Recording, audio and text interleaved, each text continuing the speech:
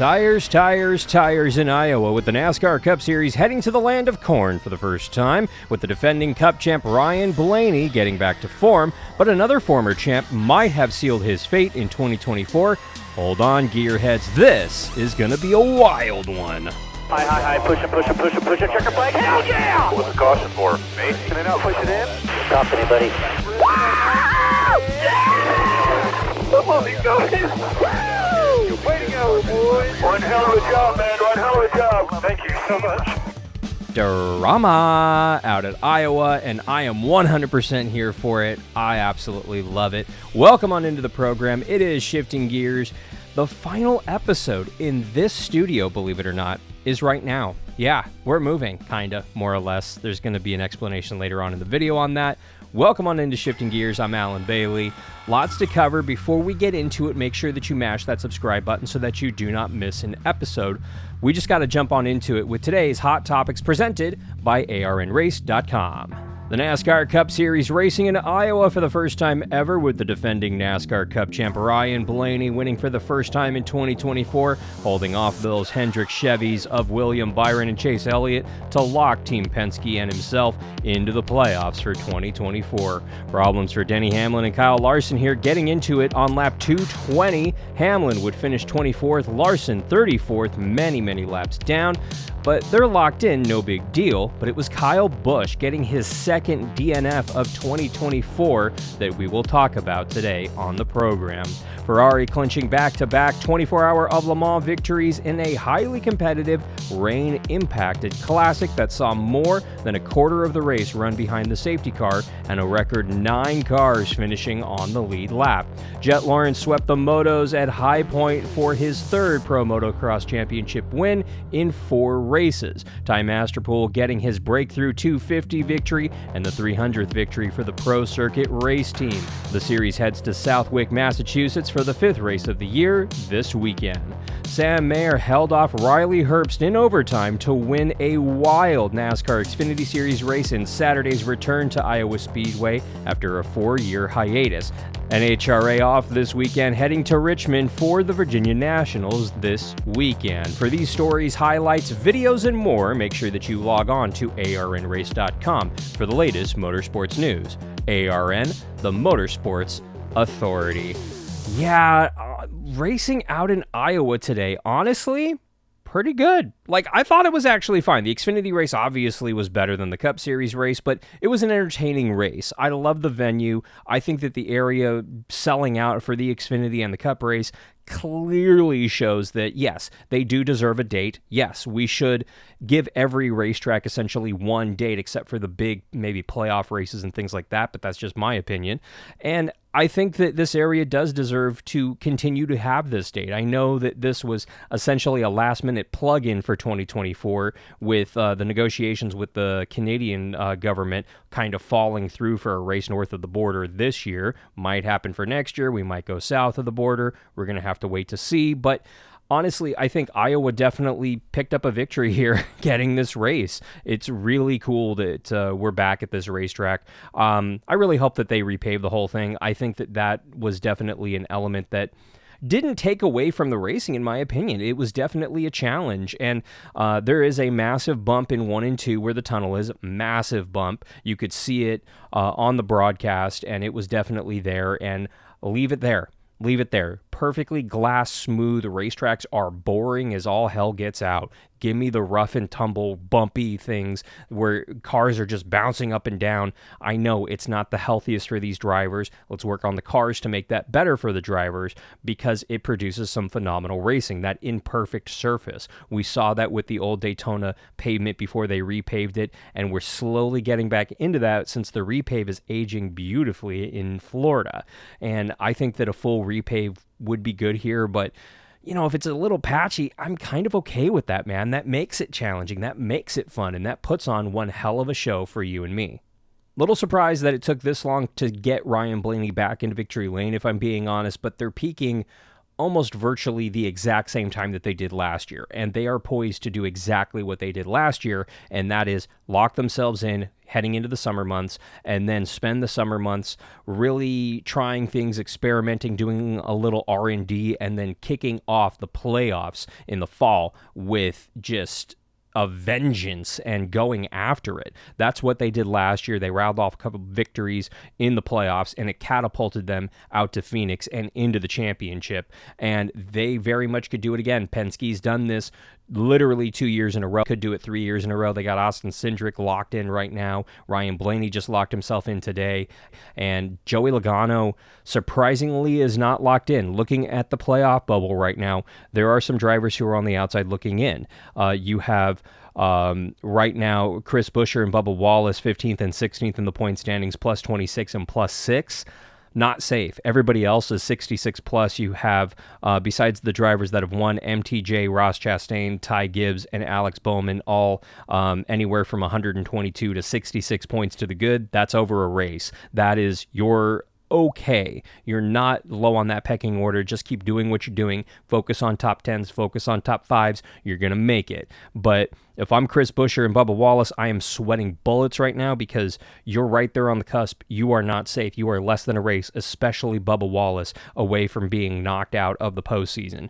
Joey Logano is 17th, 6 out. You have Kyle Busch, 31 markers out. His second DNF of the year coming today couldn't have come at a worse time. He is 31 points out of the playoffs right now, and he needs a win. He is in must-win territory. So is Joey Logano. So is everybody underneath him, including Chase Briscoe, 1944 out, and you have Todd Gilliland, 97 out. We're talking about Todd Gilliland and Kyle Busch in the same breath in the point standings. That's how you know it's been a horrendous year for Kyle Busch. And yes, there was rumors over the weekend, could he maybe take over that 19 car again, go back to Gibbs? That's something that Lee Spencer kind of started on her own, and there was that potential, but Kyle Busch is under contract for next season at RCR. It couldn't happen. Maybe there's a buyout possibility if Gibbs really, really wants Kyle Busch back, but he didn't want him enough to pay him in the first place, and he's certainly not going to fork over that money now to buy him out of the RCR contract. It's not going to happen. It'd be nice, it'd be kind of cool to see Kyle reunited over at Gibbs, but it's only been 2 years, and right now they need to stop the bleeding over at RCR, and that's exactly what's happening. They are spiraling in the wrong direction. It's bad luck after bad luck. They had the potential of a top 10 today out at Iowa. It just never came to be, and you got to feel for him. You really, really, really do. Joey Logano kind of in the same boat. Right now, he is 6 points out. He's in, I would consider, must-win territory because of how they're running, but he did finish 6th today out at Iowa, and that was desperately needed for them, but they have to keep doing this. They have to keep rattling off top 10s and top 5s, and I would argue they need to go up there and contend for a win, and that's something that Logano hasn't been able to do this year, excluding the All-Star race where, that tire wouldn't allow a whole lot of wear and more or less led every lap. I'm going to go ahead and leave it at that. Obviously, though, the big story that was happening this week in NASCAR, the fact that Martin Truex Jr. announced Friday at Iowa at the track that he will be retiring from full-time racing following this season. This is something we reported a few days ago, but it certainly, the press conference opened up the possibility for some future involvement, future racing for Martin Truex Jr. Denny Hamlin's already come out and said that he has a car ready to go at 2311 for Martin Truex Jr. for, quote, any race he wants, unquote. And I certainly see MTJ running the Daytona 500 in a Toyota, probably for 2311, maybe a Gibbs affiliation with that, certainly with Bass Pro on the hood. I can't see Johnny Morrison, after being involved with that press conference impromptuly, not being involved with Martin Truex Jr. running the Daytona 500 this coming year. And maybe that will be an open car. It's not official out of 2311, but I can guarantee you those conversations are happening right now for 2025 and beyond. That's more than likely, and I expect to see MTJ in an Xfinity car for a handful of races next year, and he'll get to more or less pick and choose what races he wants to race in. I'd be surprised if 2311 didn't give him the keys to that third car and said, hey, go out there, essentially run any race you want. And I'm just going to throw this out there. If you have to pick a number for Martin Truex Jr. to race over at 2311, how freaking awesome would it be for him to race the 78 car? I'm just saying, a 78 Toyota, Yeah, that'd be pretty damn cool. I'm down to see that. Be interesting for sure. So I don't know. We're going to have to wait and see what they decide to do with number roulette over there at Joe Gibbs Racing, but like to see the 18 come back. Also want to see the 19 stay out there. Just get rid of that 54. Bring Ty in from the cold and put him in that 18 again. I know it's just paint on the side of a race car, but it'd be pretty damn cool. I'm just saying. Let me know what you think in the comments down below. And speaking of the comments down below, it is time to go ahead and open up our comments for a little bit of your hot takes. We will go ahead and start with this one. Gotta be the absolute domination that was the 2016 Coke 600. Yeah, we asked you in a community post, what's the most memorable Martin Truex Jr. memory? And I agree, that thing was an ass whooping. There's no way around it. He led all but 5 laps of the 400. Nobody's ever led that many laps in a single NASCAR race ever. And will that record stand? I think for a hot minute. I don't see anybody in the near future leading all 400 laps of the Coca-Cola 600. That doesn't seem likely to me. He led 500 and I think 73 laps, or miles, I should say, of the 600. Just an absolute absurd number.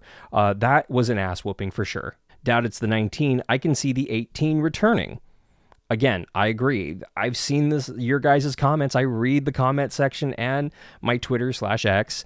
I see them. I would love to see the 18 come back. I don't know if it's going to be a Kyle Busch in that car. In fact, I will tell you right now, it's not going to be a Kyle Busch in that 18 car next year. I hope that doesn't come back to bite me in the butt. Martin Truex Jr. will sign with Prime Video and join Dale Earnhardt Jr. for Prime Video's NASCAR coverage beginning in 2015. Highly unofficial. It'd be cool. It'd be very cool to hear Martin Truex Jr. and Dale Earnhardt Jr., the juniors, in the booth together over at Amazon. It's never going to happen. I really, really, really don't see it happening because Martin Truex Jr. isn't a guy that likes to talk on the air. He doesn't like to do interviews. He's visually uncomfortable with them. He's a very private person. He wants to keep it that way, and he doesn't want to be involved in the media aspect of things. Maybe he could do like a pit report, not a pit reporter so much, but like a pre-race, post-race host type thing with a halftime report, something like that on pit road or in the booth, but I don't see him doing play-by-play with Junior. It'd be nice, but I don't foresee that. But let me know what you think in the comments down below. And while you're there, make sure that you mash that subscribe button so that you come back for the next video. And of course, in between videos, you can log on to arnrace.com for the latest motorsports news. ARN, the Motorsports Authority. That's going to do it. Last video, last episode here in this studio. Yeah, we're upgrading. You know what we're doing? We're not moving. We're moving the studio to that side of the room. Yeah, we're literally moving essentially from this side of the room to the other side to help with lighting, better studio setup, you name it. It's going to streamline our production a little bit, but it essentially means we are down until further notice. We anticipate coming back either at the end of this coming week or next week after this coming weekend's set of races. So I don't know. We're going to see, but we're going to go ahead and document everything that we do. We got a camera set up and we're going to be recording everything that we do. So this is going to be fascinating, interesting, hectic, hellish. And oh, by the way, there's construction happening on the other side of that wall because we had a massive leak. If you saw my Twitter and Instagram, you know what I'm talking about. So I have 2 construction projects happening simultaneously at my place. Yeah. It should be wild. Can't wait. So make sure that you mash that subscribe button so you come back for the next one so you can check out the brand new studio. We'll do a brand new studio tour, conversion video, and kind of tour of the new studio once we're 100% settled. It's going to be hell. I'm not exaggerating, grabbing tools that are on the floor to move things around and get everything started as soon as this video's done. So for the final time in this current studio layout, I'm Alan Bailey. Thank you so much for watching. For Shifting Gears, we'll see ya at the track.